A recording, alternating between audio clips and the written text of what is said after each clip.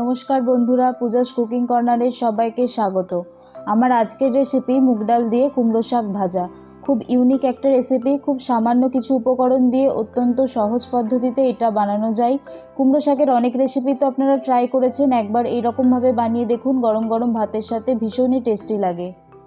উপকরণে আমি প্রথমেই নিয়ে নিয়েছি কুমড়ো পাতা 12 থেকে 15টা, মুগ ডাল হাফ কাপ, চীনাবাদাম 10 থেকে 12টা, রসুন 10 কোয়া, কাঁচা লঙ্কা 2টো, সর্ষের তেল পরিমাণ মতো, চিনি 1 চামচ, নুন 1 চামচ, গোটা জিরে অল্প পরিমাণ, শুকনো লঙ্কা 1টা।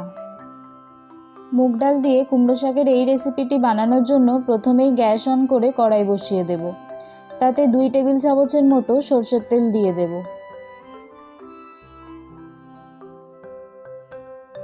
তাতে একটা শুকনো লঙ্কা ও অল্প পরিমাণ গোটা জিরে দিয়ে দেব।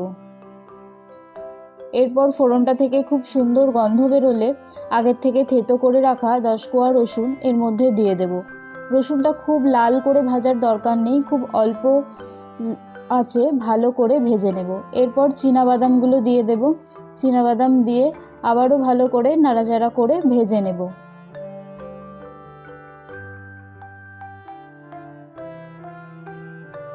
এরপর আগের থেকে ভিজিয়ে রাখা প্রায় 40 মিনিট এই মুগ ডালটা আমি ভিজিয়ে রেখেছিলাম, দিয়ে মুগ ডালটা দিয়ে গ্যাসটা একদম লো ফ্লেমে করে বেশ কিছুক্ষণ ধরে নাড়াচাড়া করে ভেজে নেব।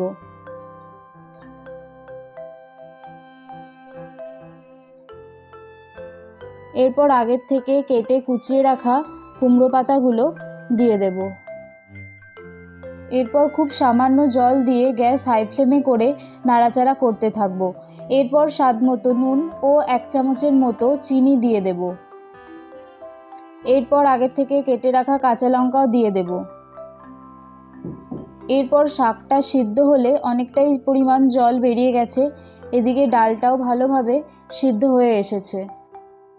যেহেতু গ্যাসটা হাই ফ্লেমে ছিল তাই খুব তাড়াতাড়ি জলটা টেনে নিয়েছে। এরপর এতে 1 টেবিল চামচের মতন সর্ষের তেল দিয়ে ভালো করে ভেজে নেব। খেয়াল রাখতে হবে মুগ ডালটা যেন খুব বেশি না গলে যায়, তাহলে কিন্তু এর স্বাদটা একদম অন্যরকম হয়ে যাবে। তো 2-1 নাড়াচাড়া করে নামিয়ে নিলেই রেডি হয়ে যাবে এই মুগ ডাল দিয়ে কুমড়ো শাক ভাজা, যা গরম গরম ভাতের সাথে খেতে অত্যন্ত সুস্বাদু হয়।